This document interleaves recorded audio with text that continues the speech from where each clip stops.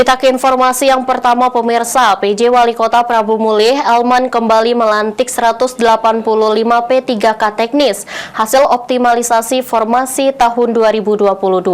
Satu dari ratusan P3K yang dilantik tersebut ternyata sudah mengabdi menjadi honorer selama 27 tahun.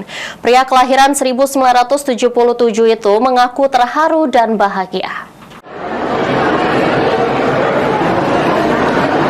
Penantian panjang pegawai honorer dan PHL Pemkot Prabu Mulih untuk diangkat menjadi pegawai pemerintah dengan perjanjian kerja atau P3K akhirnya terwujud.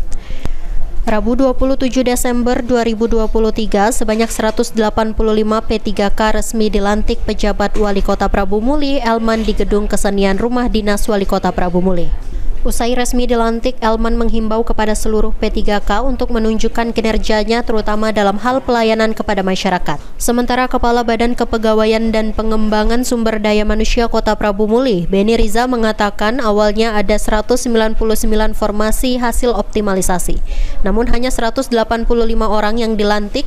Hal itu dikarenakan 3 orang berkasnya dinyatakan TMS atau tidak memenuhi syarat, sedangkan 11 lainnya berkasnya dinyatakan BTS atau berkas tidak sesuai. Capaian Pak sebenarnya dibentuk sebanyak 199, tapi yang berkurang tidak memenuhi syarat BTS-nya itu kita bisa dilakukan 3 orang. Ini masih ada 11 lagi bekas tidak sesuai. 11 lagi yang belum. Itu masih diperjuangkan ya? Masih diperjuangkan, masih hasil dari BKN. Apa hasil dari BKN aja. Mungkin dia untuk melantik barang-barang yang masih 2022 ini.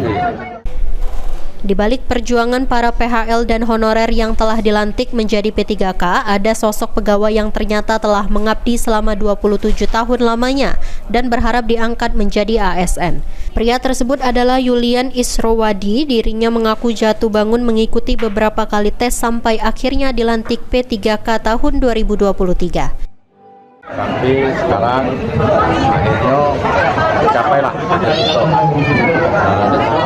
masuk bercampur aduk lah, bangga, senang, sedih, alhamdulillah dengan umur yang 47 ini masih diberi kesempatan untuk mengabdi kepada pemerintah Kota Prabu Mulih.